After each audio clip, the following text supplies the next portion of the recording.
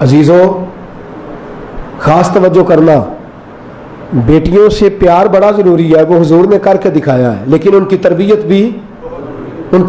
بھی پھر ایک دفعہ بولیے گا، تربیت یہ بچی کی ماں کو بھی سمجھائے، یہ خود بھی محنت کرے، یہ نرم کومپلے، ان کا مزاج جیسے آپ بدلیں گے ویسے ہی ان کے ذہن کے اندر شروع سے یہ بات ڈالیں کہ خدمت سے انسان بنتا ہے، محنت سے انسان بنتا ہے، کوشش سے انسان بنتا ہے۔ نبی پاک دنیا کی ہر نعمت لا کر، اور پیار بڑا ہے، فرمایا میرے جگر کا ٹکڑا ہے، اور فرمایا جس نے فاطمہ کو تکلیف دی اس نے مجھے تکلیف دی، جس نے فاطمہ کو خوش کیا اس نے مجھے خوش کیا۔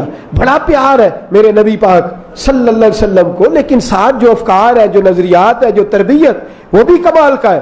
حضرت فاطمہ بڑی ہو گئی اور 18 سے 15 سال عمر کہی جاتی ہے، 15 سے لے کر 24 سال کی عمر میں تو آپ کا وصال ہو گیا بعض روایات میں، کچھ نے 29-30 بھی لکھا ہے، لیکن 30 سے زیادہ کسی کتاب میں۔ تو وہ جو انتظار کرتے رہتے ہیں کہ نہیں جی نہیں، کم عمری کی شادی منع ہے، فلاں ہو گیا، یہ ہو گیا، وہ ہو گیا، معاشرہ یہ کہتا ہے، فلانا یہ کہتا ہے، اس کا کیا مطلب ہے؟ میرے نبی پاک نے 15 سال کی عمر میں بچی کی شادی، بولے نا ہمارے یہاں بھی ایسا ہوتا ہے، جاگے ذرا، اٹھے ذرا، کھولے آنکھیں، ہمارے یہاں ایسا ہوتا ہے۔ کتنی سال میں شادی کر دی؟ بولے سارے، کتنے سال؟ کھل کے بولے، نہیں بول رہے آپ، پھر بولیے۔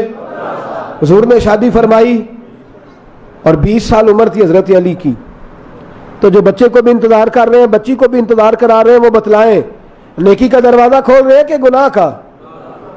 اب تو میڈیا نے جو تباہی کر دی ہے، سوسائٹی کے اندر جو گند انڈیل دیا گیا ہے، اس کی روشنی میں ہمیں ابھی بھی سمجھ نہیں آ رہی۔ ہم ابھی کس بات کا انتظار کر رہے ہیں؟ ہم میڈیا سے متاثر ہو گئے کہ لوگ کہتے ہیں نہیں پرچہ ہو جائے گا، مقدمہ ہو جائے گا، چلو 18 سال میں ہی کر دو۔ کس بات کا انتظار ہے؟ بی ایس سی کا، ایم ایس سی کا؟ کس چکر میں پڑے ہوئے؟ ہمارے لیے دستور حیات وہ ہے جو رسول پاک نے بیان فرمایا ہے صلی اللہ علیہ۔ یورپ کہتا ہے 18 سال کے بعد بچے کو پوچھ نہیں سکتے، میرے نبی فرماتے ہیں ہم 18 سال کے بعد اسے بھیجی وہاں دیتے ہیں جہاں اسے گناہ کی ضرورت ہی نہیں پڑتی، جہاں اسے حاجت نہیں رہتی۔ میرے نبی پاک صلی اللہ علیہ وسلم نے شادی کا ارادہ کیا، بڑے رشتے آئے، لیکن حضور نے فرمایا میں رب کی مرضی کا انتظار کر رہا ہوں۔ پھر جب رشتہ آیا تو حضور نے فرمایا میری بیٹی کا نکاح تو اللہ نے آسمانوں پہ فرما دیا ہے، میری بیٹی کا نکاح آسمانوں پہ۔ حضرت علی کا ارادہ تھا پر پوچھتے نہیں تھے۔ حضرت عمر فاروق، عثمان غنی اور سیدنا ابو بکر صدیق نے ایک دن گھیر لیا۔ توجہ ہے اب حضرات کی؟ بڑے بدبخت اور کم ظرف ہے وہ لوگ جو صحابہ کی محبت کو سمجھتے نہیں، گھیر لیا اور کہنے لگے علی حضور کی بارگاہ میں جا کے تم کہتے کیوں نہیں فاطمہ کے رشتے کے لیے؟ تو جناب علی کہنے لگے میرا تمہیں پتا تو ہے، میرے پاس مکان کوئی نہیں، میں تو مسجد میں سوتا ہوں، کاروبار کوئی نہیں، جو مل جائے کھا لیتا ہوں۔ تو کہنے لگے پتہ مصطفیٰ کو بھی ہے، تو جا تو صحیح۔ جناب علی کہتے ہیں میں آ تو گیا، باقی 3 دوست دروازے پہ کھڑے رہ گئے پر میں گردن جھکا کے بیٹھا ہوں۔ حضور نے فرمایا علی کدھر آئے ہو؟ کہتے میں چپ، کوئی کام ہے؟ میں چپ۔ بتایا تو اسے جائے نا جسے پتہ نہ ہو، خبر تو اسے کی جائے جسے اطلاع نہ ہو۔ خود ہی حضور بولے، فرمایا فاطمہ کے لیے آئے ہو؟ فاطمہ کے لیے آئے ہو؟ یا رسول اللہ ابو بکر عمر عثمان نے بھیجا ہے، میرے حبیب پاک سب کہیے صلی اللہ علیہ وسلم۔ نبی کریم صلی اللہ علیہ وسلم نے فرمایا حق مہر دینے کو کچھ ہے؟ سبحان اللہ۔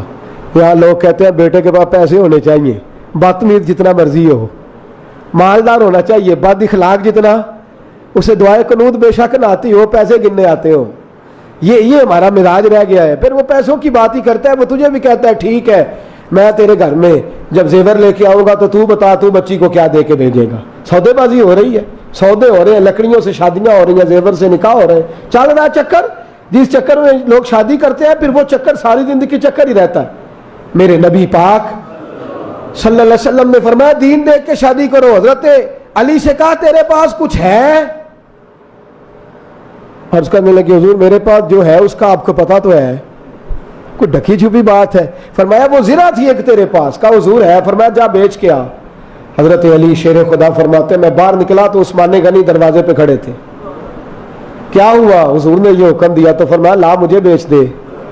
فرماتے ہیں 600 دینار کی عثمان نے خرید لی. کتنے کی؟ سبحان اللہ. فرماتے ہیں میں بیچ کے اندر آیا, حضور کو 600 دینار دیا, فرمایا اس کا جوڑا صفیہ سے کیا لے آئے فاطمہ کے لیے, اس کی خوشبو خرید لے, یہ باقی پیسے حق مہر کے لیے رکھ لے. کہتے ہیں میں باہر نکلا تو عثمان پھر دروازے پہ کہنے لگے علی رشتہ طے ہو گیا ہے. کہا ہو گیا ہے. تو فرمانے لگے پھر جب تیری شادی ہے تو دوست کو تحفہ تو دینا ہی پڑے گا. کہا آپ کی مرضی ہے. تو کہنے لگے یہ زیرہ تحفے میں رکھ لو, بڑی قیمتی ہے, بڑی پیاری ہے, میں نے بڑے پیارے دوست سے خریدی ہے, یہ رکھ لو تحفے میں. فرماتے ہیں زیرہ مل گئی. اب حضور نے فرمایا علی کل آنا, طے شدہ بات کل بتاؤں گا. میرے نبی پاک نے حضرت صفیہ کی ڈیوٹی لگائی, حضرت عائشہ کی ڈیوٹی لگائی کہ فاطمہ سے پوچھو, فاطمہ سے بچہ تو مرضی کی شادی کرے اور بچی بڈ نہیں چڑھنی. کیوں بھائی؟ آپ کو اجازت تھی مرضی کی شادی کرنے کی ابا جی کو؟ بھائیوں کو اجازت ہے, گریبان میں ناخن دیا ہوا ابا جی کہ میری مرضی چلے گی اور بیٹی کی باری. بھائی جان کہہ رہے ہیں جو ساری رات تباہی کرتا ہے, بے حیائی کرتا ہے, گند کرتا ہے ٹیلی فون پہ, وہ کہتا ہے خبردار بہن کا موبائل بچا تو کاٹ دوں گا. بھائی اس کا بجے تو کاٹ دے گا, تجھے اجازت ہے جو مرضی کرنے کی؟ بہن کے موبائل پہ میسج آیا تو ٹکڑے کر دوں گا, اور تیرے پہ آیا تو میرے اعلیٰ حضرت فرماتے ہیں جو خود ٹھیک نہیں وہ مت سمجھے کہ اس کا گھر بچے گا, اللہ اسے سزا دے گا. مت سمجھے کہ گھر بچے گا, شرم آنی چاہیے.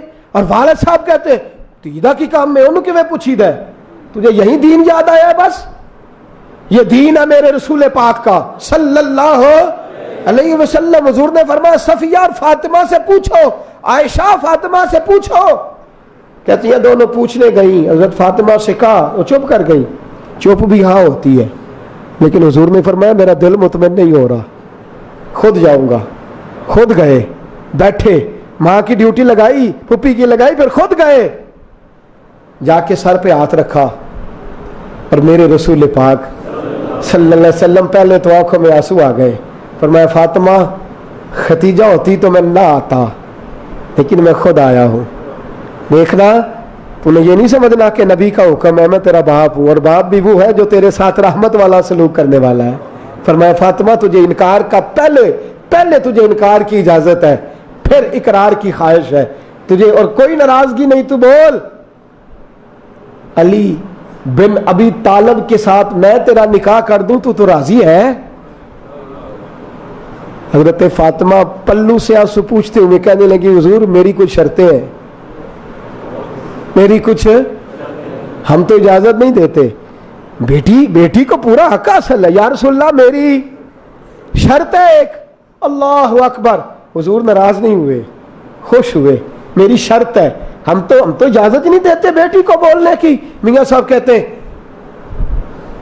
تیاں لئی پردیس وے بابل تے پترا لی جاگیرا, تیاں لئی پردیس وے بابل, پترا لی جاگیرا, چپ رہنا, منہ کچھ بھی نہ کہنا, اے تیاں دیاں تقدیرہ.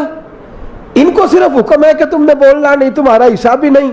اگر تم نے جائیداد میں حصہ مانگا تو میرے مرے کا منہ نہ دیکھنا. ادھر خاوند کہتا ہے جا میکے سے لے کے آ, ادھر بھائی کہتے ہیں تو حصہ لینے آئی ہے, باپ کہتا ہے تو حصہ لینے. وہ کبھی اس دیوار سے لپٹ کے روتی ہے, کبھی اس دیوار سے لپٹ کے روتی ہے. وہ کہتی ہے گھر جاؤں تو بیٹے کوستے ہیں, کہتے ہیں جا اللہ مامے سے حصہ لے کے آ.